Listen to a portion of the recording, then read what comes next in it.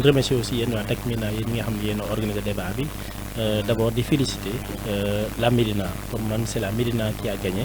au-delà de Yewwi Askan Wi parce que message bi ñu porté ñoom ñoo adopté kon bu ñu ko nangoo adopté kon ñoom la ñuy féliciter d'abord parce que xam nañu kon dugg nañ ci vision bi nga xam ne moom la Yewwi Askan bi di doxal. Par la victoire au niveau de la commune de la Médina mon cher Demba par rapport au Yewwi parce que man yaakaar naa ni man maa njëkk a posté sur les réseaux sociaux féliciter le Yewwi par rapport à leur victoire dans la commune parce que aussi ci jongante lañ demoon en toute sportivité si aujourd'hui su nekkee am na ay résultats yu génn mu am ñu ci jógee nga féliciter ñi nga xam ni ñoom nga doon joganteel. ban jàngat nga am moom nga def ci li nga xam ne moo génnee ci urne yi ci commune Médina précisément. man jàngat bi ma ci def mooy ce sont les tendances yi nga xam ne moo amoon ci élection locale yi moo confirmé wu xam nga ni au niveau bu ñuy jàngat chiffres yi ci élection locale yi passé gis na le maire actuel avait gagné la commune le maire Barthélémy Diaz avait gagné aussi le département mooy la ville de Dakar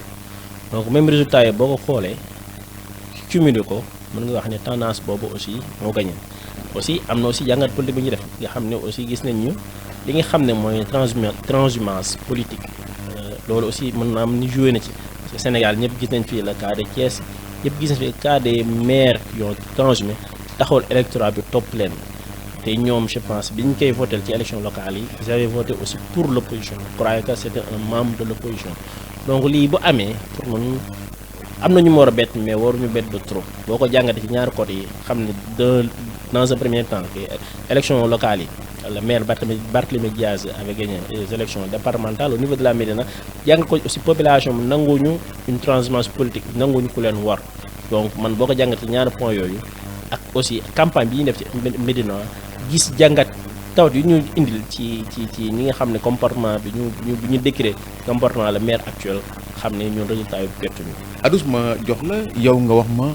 li nga xam ne moo génne ci urne yi ban jàngat nga ci am ban message nga jàpp ne moom la population médinoise bi jox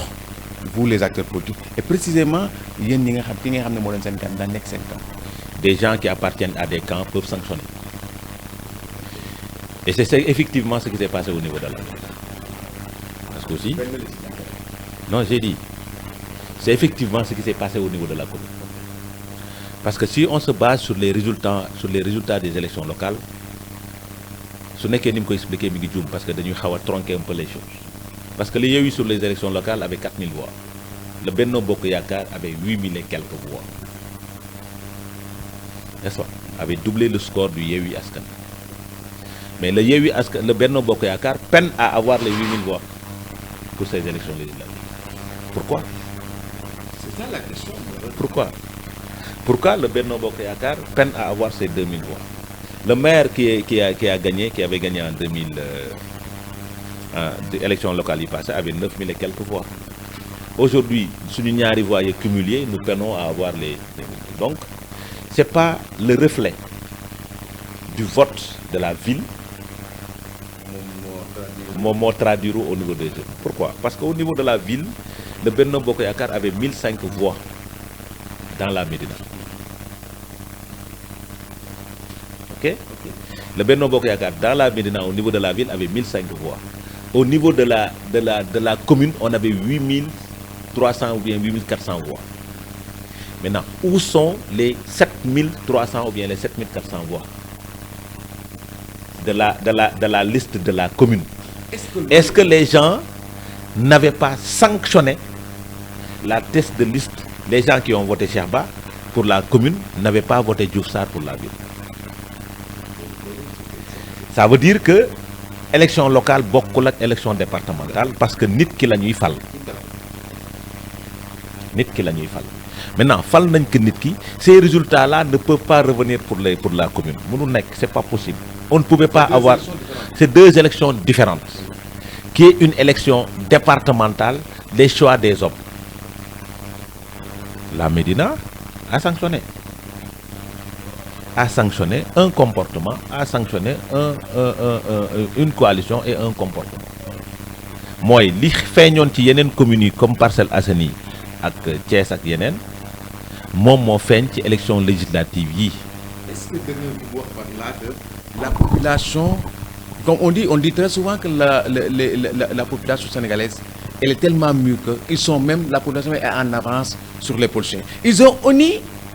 pratiquement les politiciens, ils ont honni la transhumance. Est-ce que l'on les traduit? Je ne dis pas qu'ils ont, c'est-à-dire la population, c'est la masse silencieuse. Mais je ne parle pas de la masse silencieuse. Aujourd'hui, nous avons voté et j'ai dit, les voix ne sont pas revenues. Parce que moi, je ne sais pas au total combien le Yewwi a dans la commune. Pour l'instant, nous n'avons pas le cumul des voix. Mais nous savons que le Yewwi est en avance sur le Benno Bokk Yakaar, mais il n'a pas les résultats de la ville qu'il avait dans la commune. Mais le Benno peine à retrouver ses voix. Donc, il y a des gens, parce qu'il y a des gens qui étaient avec nous, qui n'étaient pas d'accord avec la... Ni d'accord l'on avec Ñëwu Bamba Fall ci coalition Benno Bokk Yakaar. C'est un problème. Parce que man wax naa ko fu ne que j'étais pas d'accord sur le choix de l'homme. Mais terewul voté naa j'ai sanctionné positivement. Parce que dama bokk ci coalition par discipline de parti damay voté positivement. Mais am na ñoo xamante ni li ma nangu man nanguwuñu ko peut-être. Am na ñoo xamante ne ñi ngi ci camp li ma nangu man nanguwuñu ko peut-être. Ils sont allés sanctionner parce que pour ñoom peut-être Bamba devait aller à l'opposition. Pour man peut-être là au niveau des investitures on ne devait pas l'investir wala suñ koy investir ñu boole ko keneen te lii may wax sama bàmmeel laa taxaw toog nañ en réunion de réconciliation avec des autorités. Moi je les ai dit à la Médina tout le monde sauf Bamba Fall si nous le faisons nous perdons et on n'avait pas investi, on n'avait pas encore fait le choix mi ngi doog a ñëw et j'ai dit qu'il fallait investir tout le monde sauf lui ou bien il fallait l'investir plus un autre. ñetti kàngam yëpp soo xoolee dafa am ay sanctions vote sanction ci ñetti camp yëpp muy camp wu Cheikh Ba am na vote sanction les gens le disent am na masse silencieuse bu fa nekk man am naa écho yooyu ci camp wu Seydou Gueye am na ci ñenn xëy na moindre ci camp wu Bamba Fall même yenn parce que gis naa ci biir ñi ma jot a gis des personnes yoo xam ne ñu àndoon ak Bamba Fall gis naa ne ñoom dañ dem ci beneen camp la question bi nga xam ne moom la ñu posé ñu nekk loolu c'est parce que xëy na ñoom aussi li mu dem rejoindre le parti au pouvoir. dafa am ay défection yu jóge ci camp wu Bamba dem du côté de Yewwi. non dafa am ay défection yu jóge ci camp wu Bamba dem. Parmi nous peut-être dafa am ñoo xamante ne demuñu mais dañoo toog seen kër toog jàpp suñu n'est-ce pas tey loolu lay refléter mais xam nga nag su defet amee ñëpp ay cuune la ñuy doon on essaie de situer les responsabilités moi je dis que défaite am na bon il faut accepter que défaite am na.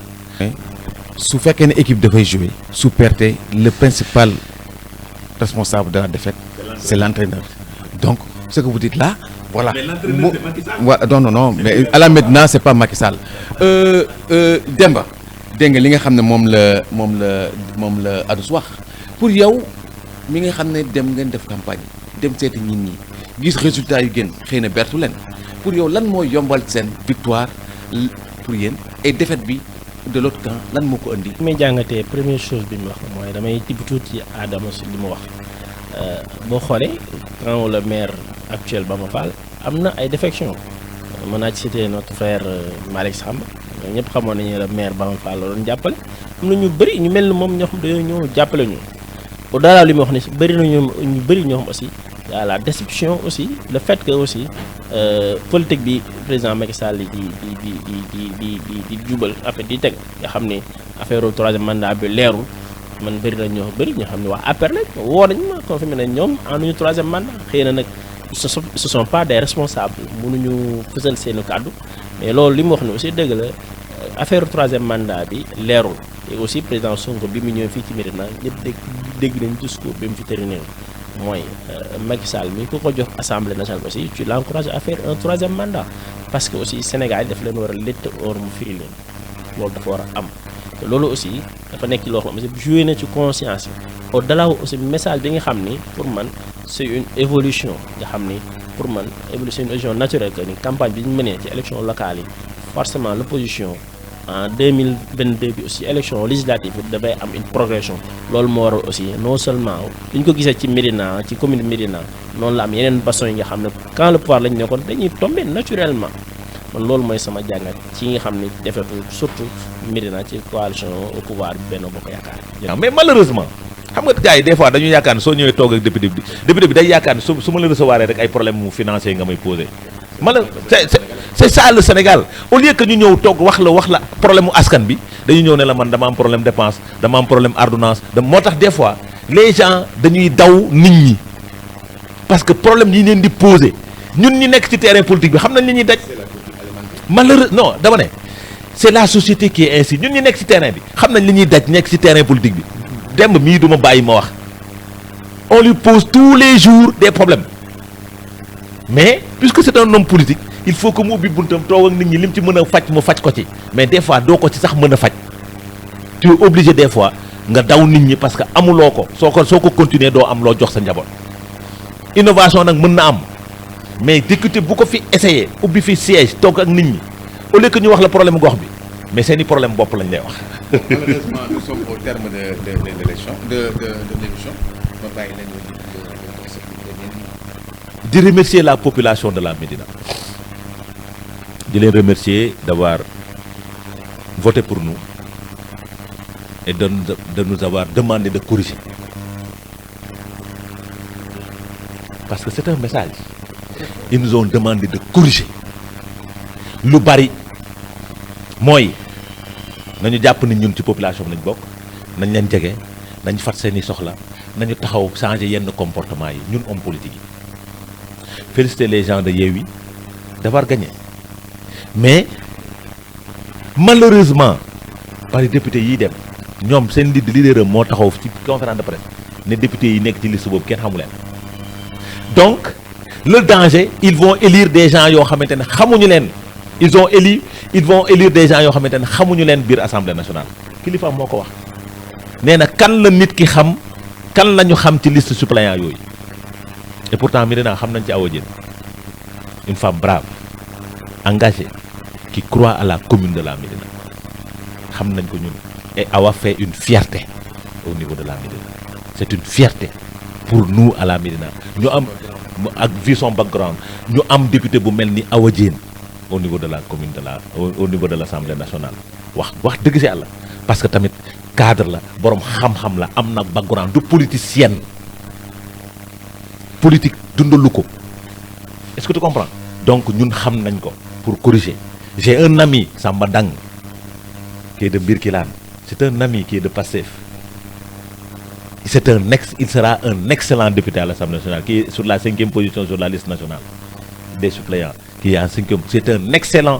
qui sera un excellent député à l'Assemblée nationale donc pour corriger un peu ci li mu wax xamuñu leen certes mais xam nañ ci ñaar ñoo xamante ni pour man ils vont représenter dignement la population sénégalaise et leur localité au niveau de cette assemblée nationale là di kontaan pour toog ak moom et partager ak moom parce que aussi pour moi la question que tu lui as posée pour moi c'est lui le coordonnateur du PASTEF de la Médina. Le message bi population bi renvoyé aux hommes politiques li ñu ci jàpp rek mooy la population a parlé et la population a toujours raison c'est très important seen wax nag traduire nañ ko ci urne yi war nañ ko dégg ils ont renvoyé des messages forts à l'endroit des politiciens des messages forts à l'endroit du président de la République des messages forts à l'endroit des opposants parce que ku nekk am na lu ñu la wax ngala nañ ko dégg ko traduire ko en acte li nga xam ne moo jara teg loxo mooy la population sénégalaise elle est très mûre parce que lu jot xam na nu mu koy defee te di ko def sans anicroche xel yëpp jaaxle woon nañu bi ñu dégmale élection yi parce que campagne bi bëri woon na ay xët-xët mais au finish dégguñu benn coow majeur bu am bu subaa incha allah ñëpp doxi seen soxla ñiy xëy liggéey ñiy doxi seen soxla ci leneen def ko pour voir toujours la population sénégalaise. C'est une population très mûre et ils sortiront toujours grandir, quel que soit fi ñu koy xaaree. ñu ngi leen jox prochainement ñu ngi leen jox rendez-vous prochainement ci benn émission mais du ma fàttaliku pour remercier ñi nga xam ne gisoo leen ndaw man naam man la ñuy gis mais ñi nekk ci ginnaaw di coordonner jaa ngeen jëf damay teg sama loxo ci nga xam ne moom la ñuy wax de blanc Papa Gueye c'est le président jaajëf moom guddi mi ngi guddi mu ngi bëccëgal ak njabootam yëpp Dak Médina jërëjëf Papa Gueye damay fàttaliku Malick Ba doo ngeen ko gis rarement toujours derrière di coordonner liggéey macha allah ak xale yi damay wax Law damay wax Serigne Mbacké damay wax Zou damay wax ñëpp parce que en fait wolof ñu wax ne ku lim doo jum da ngay fàtte wala doo motal en fait à travers le président